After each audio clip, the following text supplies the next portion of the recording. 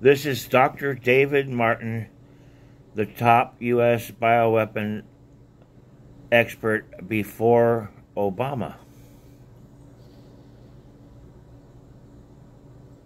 Go to the current U.S. government documents, you find that there are 64 registered toxins and pathogens that are currently in development, just like SARS coronavirus.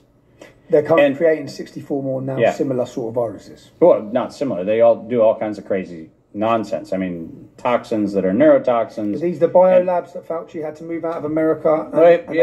That's a lovely story, but he didn't move them out of America. He actually made the illusion of moving them out of America. But for example, this whole question, Peter Daszak, EcoHealth Alliance, did he really move that $3.7 million grant to Wuhan Institute of Virology? And the answer is no. Because in October of 2014, 3 days after the gain-of-function moratorium was put in place by the federal government, by the Obama administration, a letter was sent to the University of North Carolina, Chapel Hill, which specifically stated that Ralph Barrick's gain-of-function research on coronavirus was not only subject to the gain-of-function moratorium, but at the last paragraph on that page, it says, but since your project is already funded, you can keep going. See, the public media has said, oh, we moved it offshore. We put it over in Wuhan. No, we didn't. We actually created the illusion of it. And while $3.7 million of research dollars went to Wuhan in 2014. How much was spent in America? $14 million on a continuously rolling schedule went to UNC Chapel Hill. During the gain-of-function moratorium, you know, not a single person in the primary or alternative media has ever reported on this fact.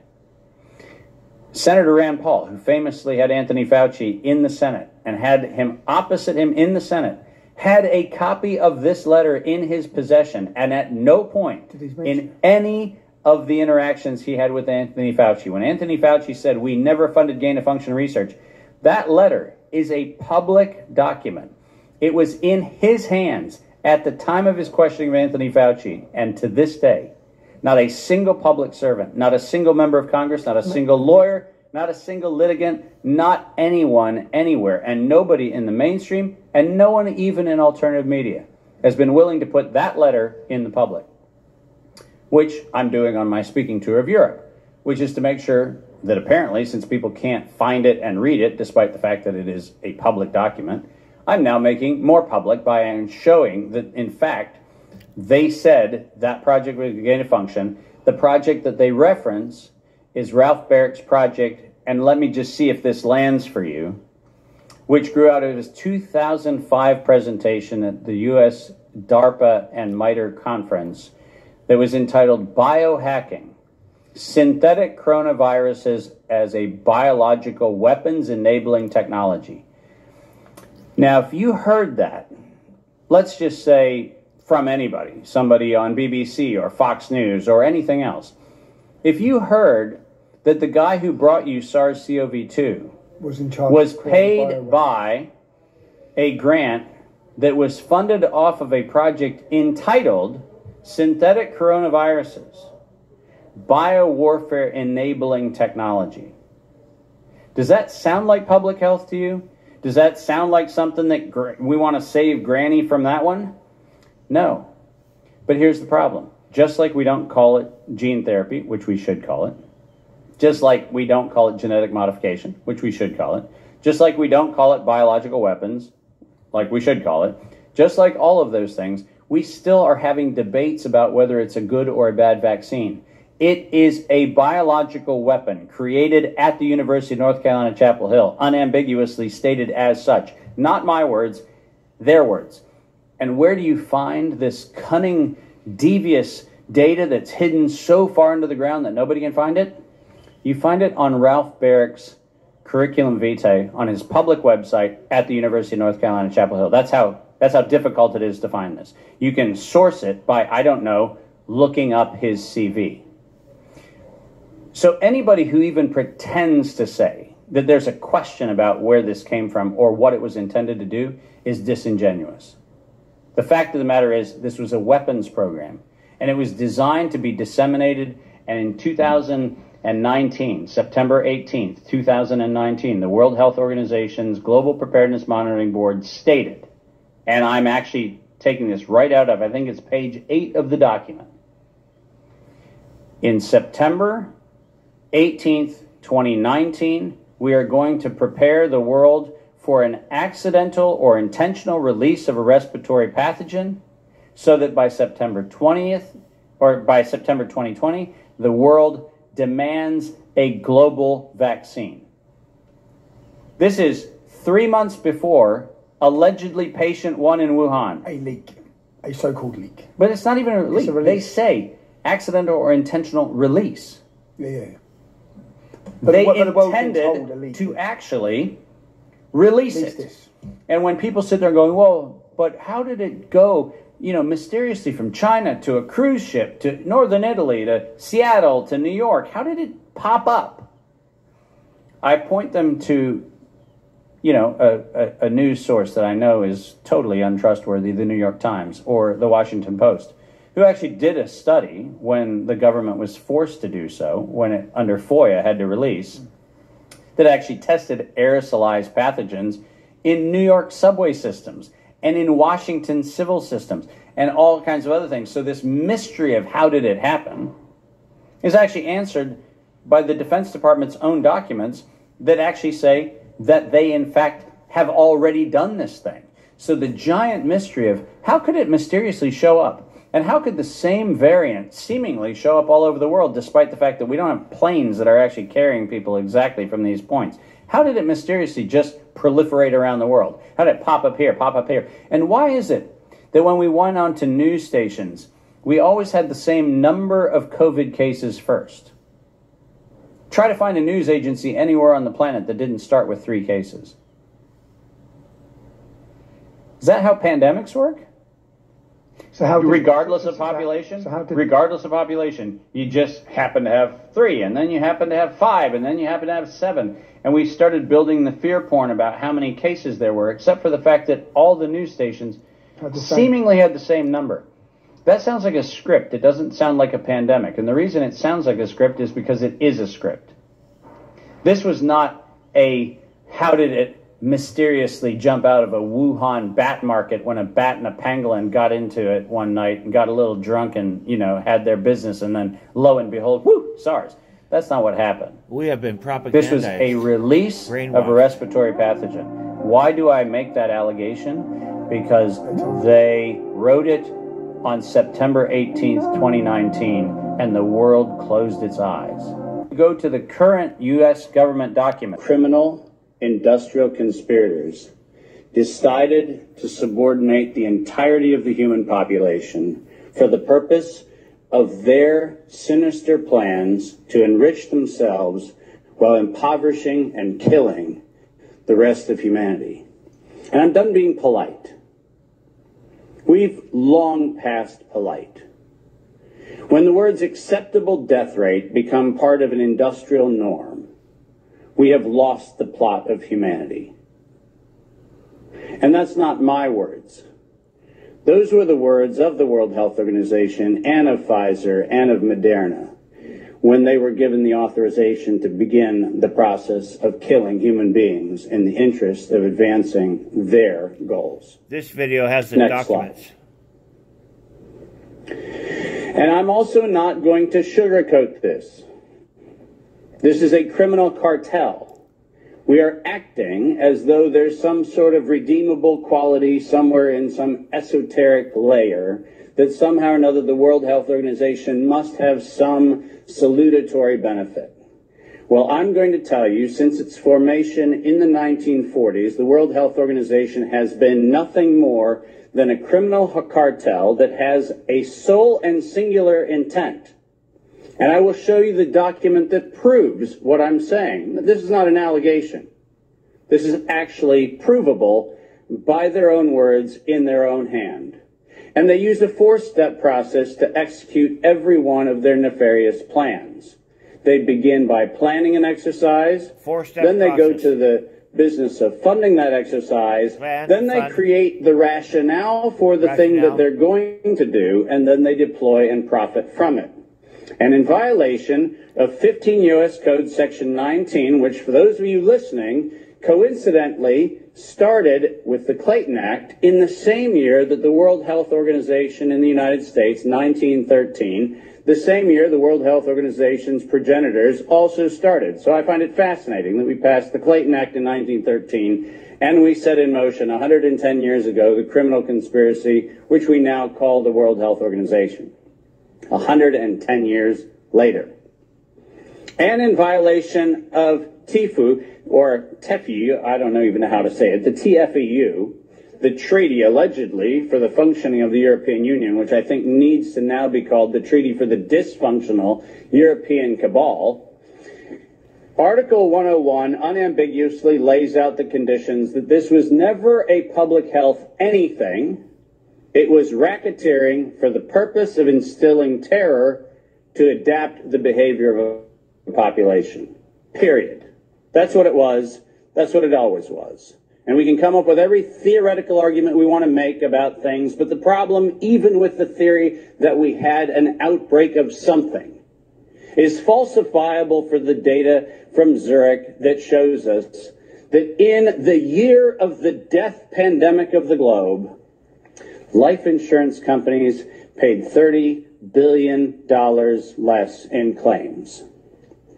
Now, if there's a medical professional or a social professional or anybody else who wants to debate that we could develop a virus cunningly that could find out your bank account, your insurance policy statements, and whether you're paid up on your premiums, that's a big ask.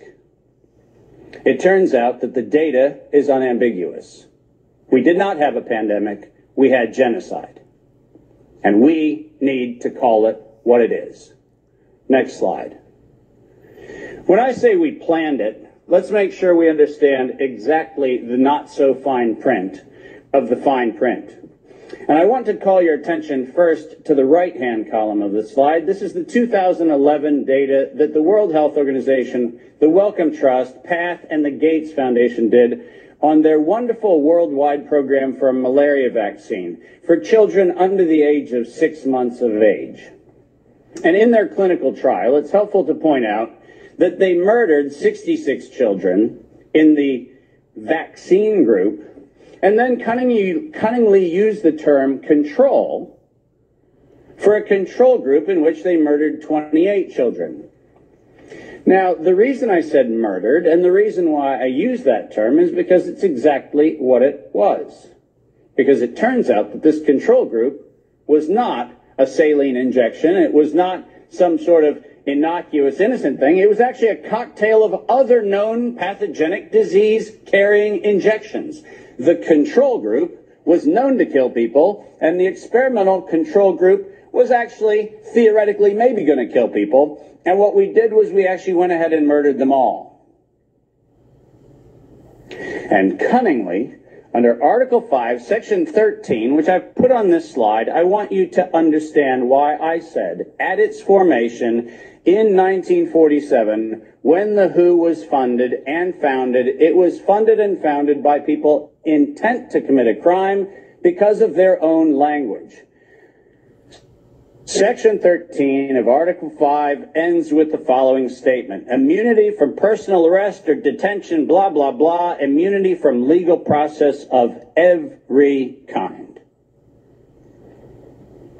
Now, if you didn't intend to commit a crime, why would you need to give yourself permanent and absolute immunity from every form of prosecution, and it's worse, even investigation for prosecution of every kind? People sit there and pretend, well, that's like diplomatic immunity. Do you realize this isn't even meeting the standard of diplomatic immunity? This is a criminal organization who set in motion their own law to protect themselves against crimes they knew they were going to commit. And when I say they knew they were going to commit, I mean they knew it. Because their first Director General, none other than Dr. René Sand, who happened to be in the hospitality of the Germans in Dachau in 1940 earlier, in 1947, mysteriously with the largesse of the Rockefeller Foundation, was nominated to become the first Director General of the WHO. And within 5 short years, René Sand decided to authorize the real purpose of the WHO in writing by then Director General Dr. Brock Chisholm, who advocated for population control as its primary objective. Does that sound like public health to anyone in this room? This is not public health. This is the advancement of the same genocidal program that began with the Carnegie Foundation's funding of the eugenics office at Cold Spring Labs in the United States in 1913 under the philanthropy of Andrew Carnegie. People, stop fooling yourself. We debate the leaves on the tree of what we call this pandemic thing, but we're not going to the root. This was an organized crime, racketeering entity set up to give itself first absolute immunity and then execute its plans to make sure it controls who lives, who dies, and who gets any chance at life.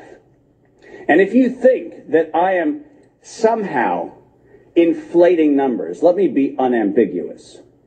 Under every treatment of tax provision, if I were to tell you that there is an 88% controlling interest of any organization, you might conclude that that actually aggregates into a controlling interest. And it turns out that if we look at the foundation donations to the World Health Organization, 88% of those come from a single organization, the Gates Foundation. Bill Gates. That constitutes a violation of every competitiveness law in Europe and every competitiveness law in the United States. This is absolutely not only not an independent, charitably funded donation, but more importantly, under the tax laws on both sides of the Atlantic, this constitutes directed donations which specifically are forbidden and do not have any place anywhere in the Charter of the World Health Organization or any of the UN-affiliated organizations. When I say this is a crime, I mean it's a tax crime, a racketeering crime, a money laundering crime, and now the crime of racketeering leading to murder and global terrorism. Next slide. I told you that the second thing, after they plan it, is they fund it. And why don't we use the criminals' language in their own words, because it's the best way to say it.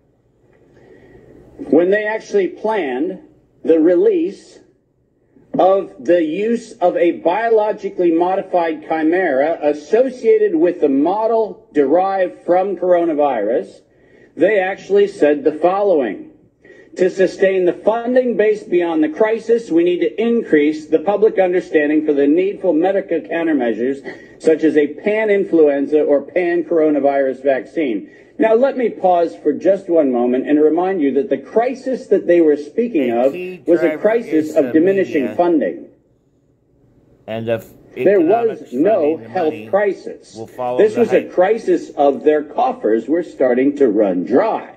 That's the crisis. And let's read on. A key driver is the media, and the economics will follow the hype. We need to use that hype to our advantage to get to the real issues. Investors will respond if they see profit at the end of the process. That is officially the statement made by the conspiratorial cabal that by that time was the decade of vaccines put in motion in 2011 by the Global Preparedness Monitoring Board of the World Health Organization, and it was the funding base for Peter Daszak's partnership with the chimeric production of pathogens both in North Carolina and in Wuhan. So don't tell me that we have to do an investigation into where this came from. The criminals have admitted to it in their own words. Next slide. And now we get the fun one that no one in Congress is willing to address, which is the elephant in the room. On October the 21st, 2014, despite the multiple conversations between Senator Rand Paul and Anthony Fauci, where we've been told that Rand Paul has done everything he can to put Fauci on the ropes. He has had in his possession the letter that you see on the left. And it is the letter, conveniently on NIAID letterhead, sent to the University of North Carolina, Chapel Hill, which unambiguously states that during the gain-of-function moratorium, which, by the way, if we use the word moratorium, feels like that means you're supposed to stop. Why don't we go ahead and look at two pieces of this letter. First, the second bullet under Project One, which, by the way, was not part of the original grant. This was to look at the novel functions of the virus pathogenesis in vivo. You know what that means? In living systems. The grant was supposed to be clinical simulations and models, but this grant was modified with this letter to say we were going to authorize gain-of-function research during the moratorium in living systems. And then we love the last paragraph of this letter, which conveniently says, as your grant is currently funded, this pause is voluntary. How many times have you met a voluntary moratorium?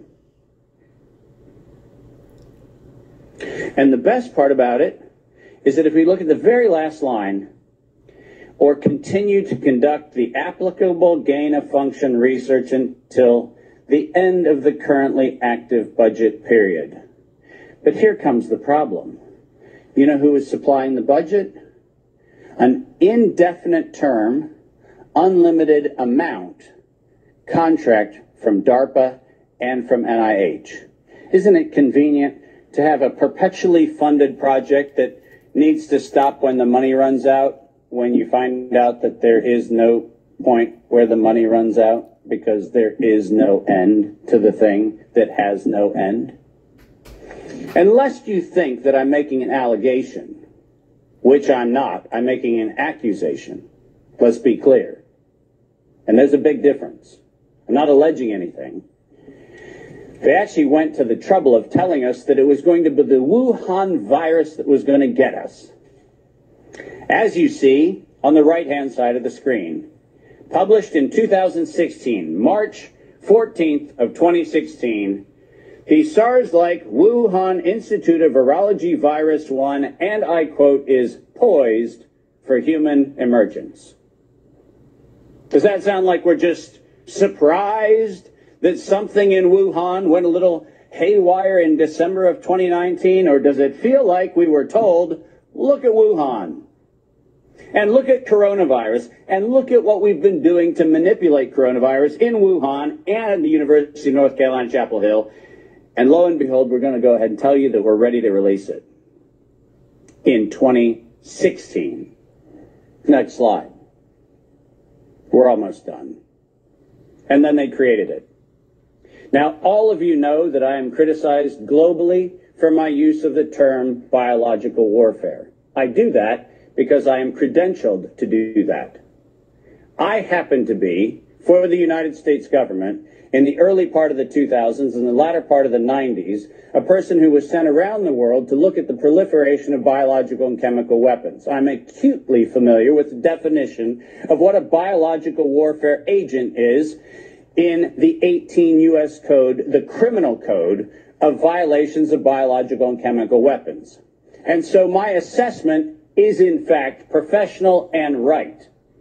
And the reason for that is I'm the one credentialed to make that determination for the United States government for many years. That's why I say it.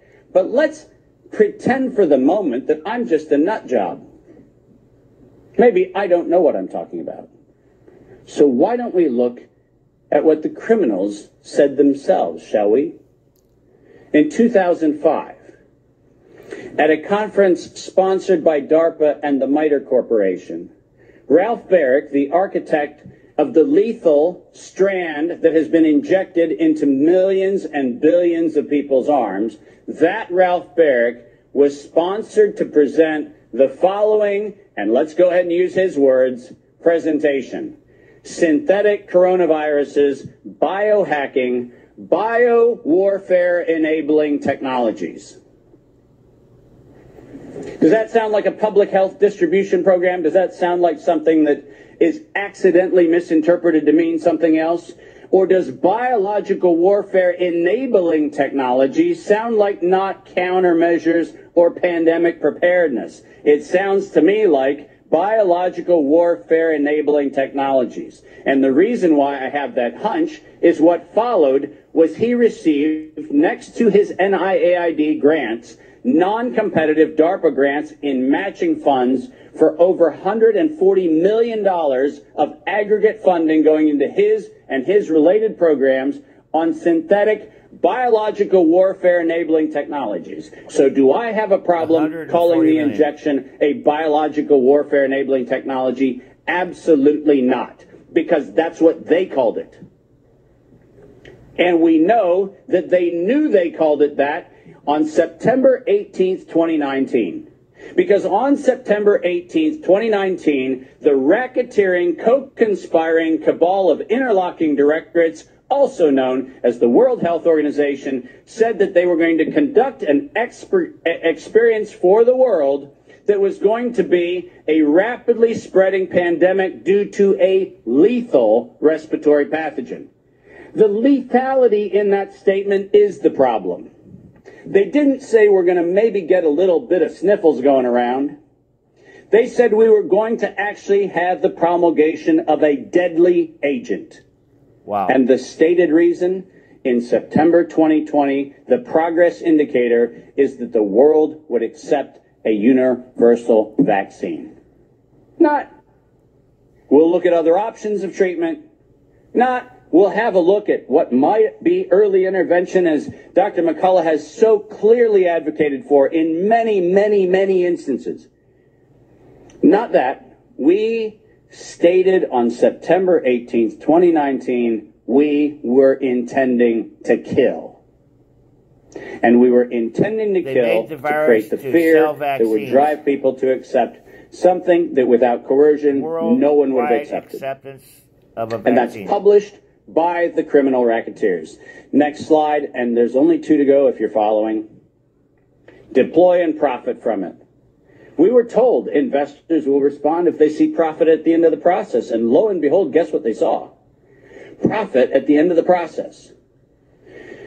2022, $100 billion for Pfizer of public funds.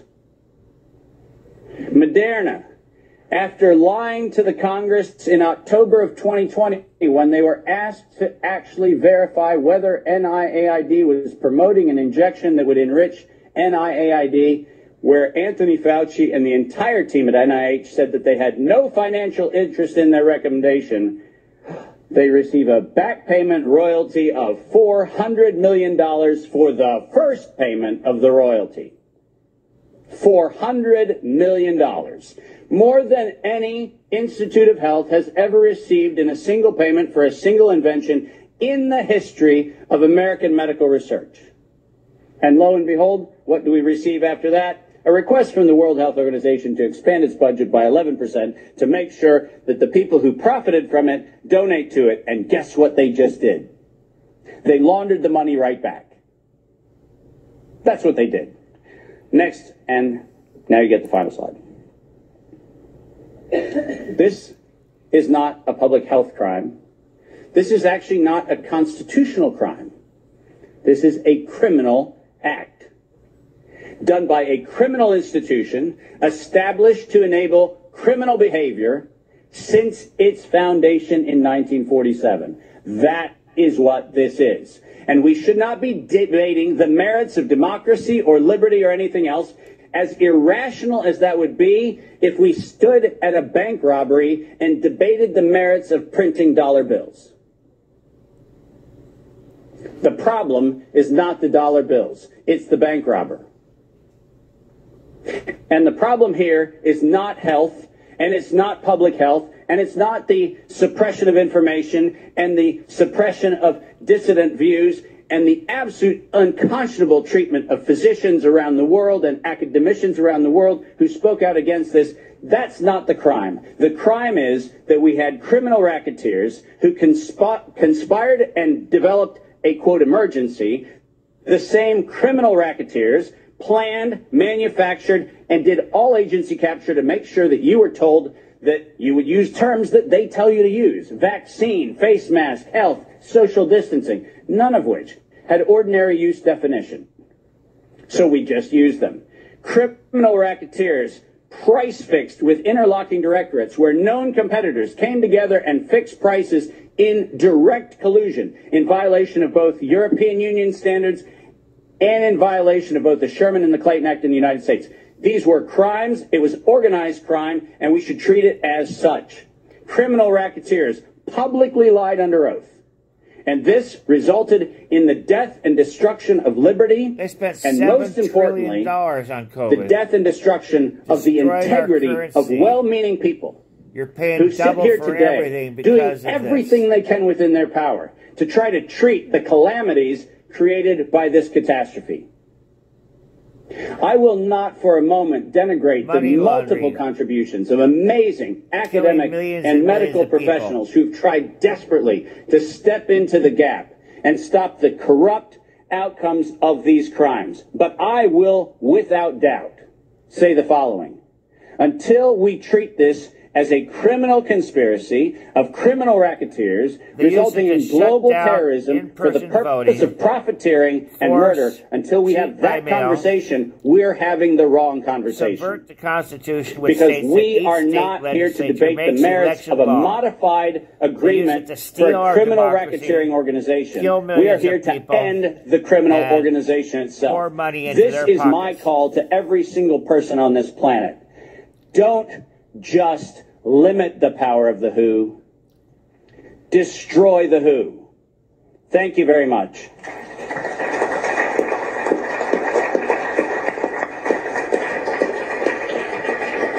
Awesome.